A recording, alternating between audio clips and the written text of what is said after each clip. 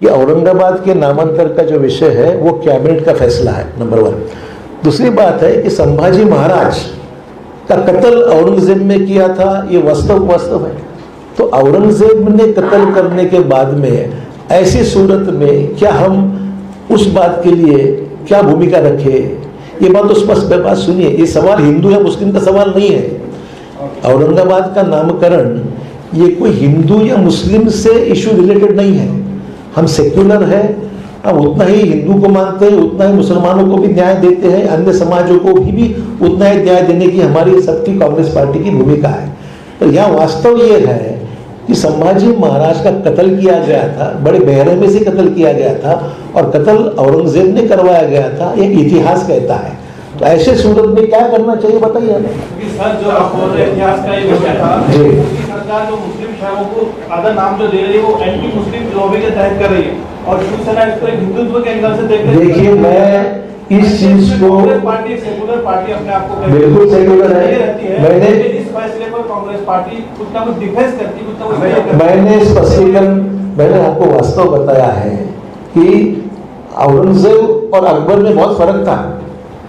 औरंगजेब की जो पिछली इतिहास है, उन्होंने अपने खुद के वालिद का भी कत्ल किया था, ऐसा इतिहास है, अगर मैं गलत नहीं बोलूंगा तो मैं इसमें अभी जाना नहीं चाहता हूं। इसको कृपया हिंदू या मुस्लिम के एंगल से मत देखिए। इसको कैबिनेट ने फैसला एक विशिष्ट परिस्थिति में लिया गया है, इतने अंतर में कहना चाहूंगा।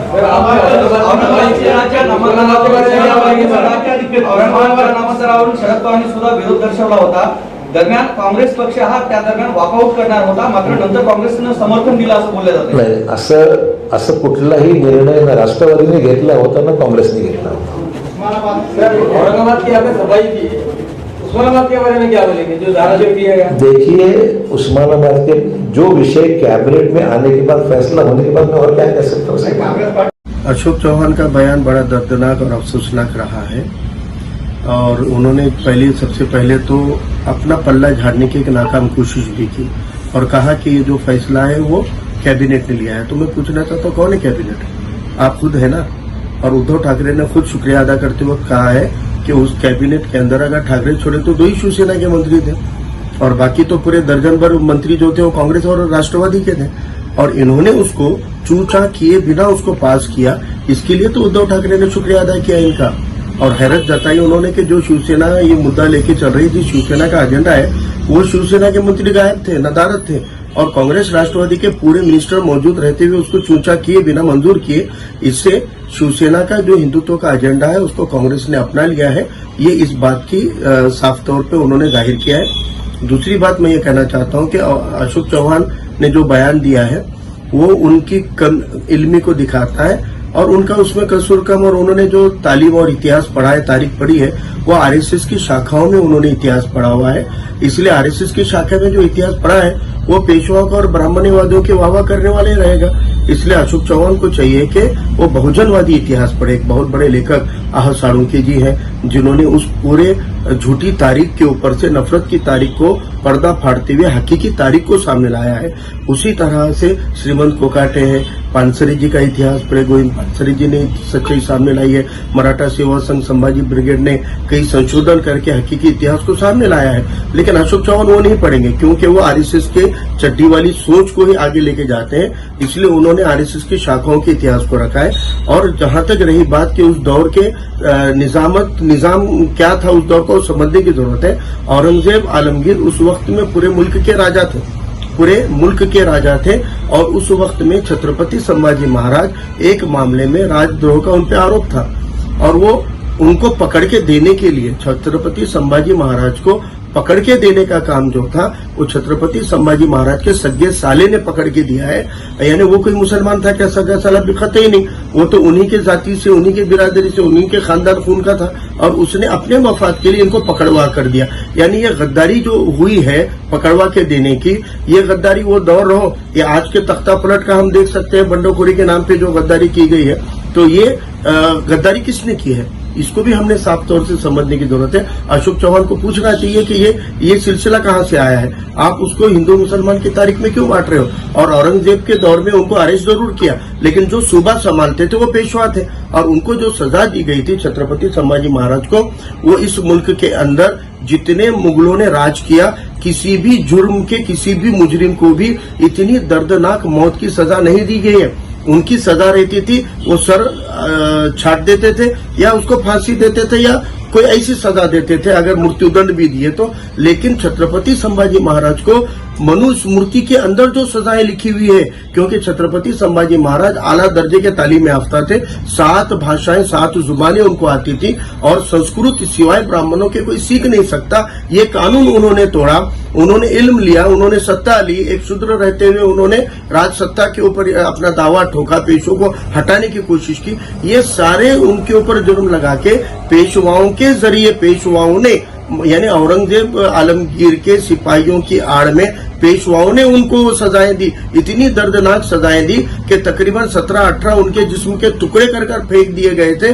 इस तरीके की जो दर्दनाक उनको सजा दी गई थी, वो आज तक कोई मुगल बादशाह ने दिया नहीं है। तो फिर ये औरंगजेब के आड़ में केवल पेशवाओं की करतूतें हैं, ये ब्राह्मण्यवादियों की करतूतें हैं। और इस बात को साफ तौर पे ये बड़े बड़े लेखक जिनके हमने नाम लिए, इन्होंने ये तारीख सामने लाई है। अशोक चौहान को पढ़ना चाहिए। और रही बात उनकी कम इल्मी, यानी अशोक चौहान पढ़े लिखे जाहिल हैं, अनपढ़ हैं, गंवार हैं, क्योंकि उन्होंने एक ऐसी बात कह दी जिसका तो कोई कहीं संबंध ही नहीं है। यानी उन्होंने कहा कि औरंगजेब आलमगीर ने अपने वालिद का कत्ल किया। अरे बाबा, आपको पॉलिटिकल प्रिजन जो रहते हैं, राजनीतिक जो नजर कैद होती है, इसका कंसेप्ट पता है क्या? औरंगजेब आलमगीर ने अपने वालिद बादशाह के तौर पे खजाने का मिसयूज कर रहे थे, आवाम की फलाही के लिए बजाय वो अलग अलग इमारतें बनाने में या फिजूल खर्ची में वो कर रहे थे, उसको विरोध किया। और जब उन्होंने उसको नहीं रोका तो उन्होंने अपने वालिद को तख्त से हटाया और एक महल में नजर कैद करके रखा था। उनको कोई काल कोठरी में नहीं डाला था, इनके माफी वीर के जैसे कोई काले पानी में नहीं डाला था। उनको एक महल के अंदर बाज़ाब्ता रखा। और उनकी औरंगजेब आलमगीर का ये था कि उन्होंने आखिरी तक, अपने मौत के आखिरी घड़ी तक सरकारी तिजोरी का 1 रुपया नहीं लिया। अपनी जाती जिंदगी को टोपियां सीखे, कुरान लिखकर किया। लेकिन बात क्या है कि मैं मेरे गैर मुस्लिम भाइयों से औरंगजेब के बारे में अगर वो कुछ गलत बात करते हैं तो इसलिए उनको मैं बहुत बड़े दोषी वो इसलिए नहीं है क्योंकि इन्होंने पढ़ा ही नहीं ना सच्ची तारीख। उनकी औरंगजेब की जाती जिंदगी क्या रही है इसको लेकर इन्होंने पढ़ा ही नहीं है, ये तारीख सामने ही नहीं आई है। और ये तारीख जो फारसी में उर्दू में है वो लोग पढ़ते नहीं है, इसलिए उनकी जाती जिंदगी के बारे में बहुत कुछ सामने लाने की जरूरत है। अभी हमारे 1-2 सरफराज अहमद पुरानी तारीख को फारसी उर्दू को मराठी में लाने का काम कर रहे हैं। तो कई हमारे मराठी भाइयों को टीपू सुल्तान की तारीख उनके जरिए मालूम पड़ी है। उनसे मुझे तवक्को है कि ऐसे लोग सामने आए और वो औरंगजेब की भी जाती जिंदगी को सामने लाए ताकि लोगों को उसकी अहमियत का पता चले। और औरंगजेब को ऊपर जो इल्जाम अशोक चौहान ने लगाया, ये बदगुमानी में लगाया हुआ है, ये पूर्वाग्रह में लगाया हुआ है, ऐसा इल्जाम इन पे भी लगा सकते हैं क्योंकि इनकी खुद की करतूत है ही नहीं ना। इन्होंने भी अपने बाप की गद्दी छीनी हुई है, अपने बाप की गद्दी छीनी नहीं, उनके वालिद को जिन लोगों ने गद्दी पे लाके तख्तनशी किया था वो जितने मराठा घराने थे नांदेड़ जिले के, उन घरानों को खत्म करके ये गद्दी पे बैठे हुए मुकामी लोगों का हक छीन के बाहर से कोकन से उस्मानाबाद से आए वाले लोगों को तख्त पे बिठाया है इन्होंने। तो इन्होंने तो राजनीतिक हत्या की अपने वालिद की, अपने बाप की भी। लेकिन औरंगजेब ने वैसी नहीं की, उनकी कुदरती मौत हुई है। और उन्होंने अपने वालिद की खातिर, जब एक किस्सा मुझे लगता है इस बहाने से सामने आना चाहिए कि औरंगजेब रहमतुल्लाह अपने वालिद को मिलने आए और कहा कि मेरे बेटे ने कुरान हिफ्ज कर ली, यानी तोनपाट कुरान कर लेने को हिफ्ज करना कहते हैं। तो उनके वालिद ने कहा कि तेरे बेटे ने तेरी जन्नत का सामान जरिया बना दिया है, अब तू जन्नती हो गया। यानी किसी का बेटा अगर कुरान याद कर लेता है तो उसके वालिद को जन्नत मिलती है। ये कंसेप्ट के ऊपर जब वो सुन कर गए, लंबे अरसे के बाद फिर वालिद को मिलकर बोले, वालिद साहब अब आप भी जन्नती हो गए, आपकी भी बख्शिश का सामान हो गया क्योंकि आपके खातिर मैंने भी हिफ्ज कर लिया है। यानी एक इतना बाप की खिदमत करने वाला, बाप की खातिर इतनी अच्छी तवक्को रखने वाले वो फर्जंद थे। इसलिए मुझे लगता है कि औरंगजेब की तारीख को पढ़े बिना उन्होंने बदगुमानी नहीं फैलानी चाहिए। और मुझे शिवसेना के और कांग्रेस राष्ट्रवादी के एक मुद्दे पे आखिर में बात करनी है कि इन्होंने कहा था कि हम कॉमन मिनिमम प्रोग्राम बनाकर इकट्ठे आए हैं। हमारा एक कॉमन मिनिमम प्रोग्राम है और वो कॉमन मिनिमम प्रोग्राम में 22 नुक्ते 22 पॉइंट थे जिसमें औरंगाबाद और उस्मानाबाद का नाम बदलने का मुद्दा नहीं था।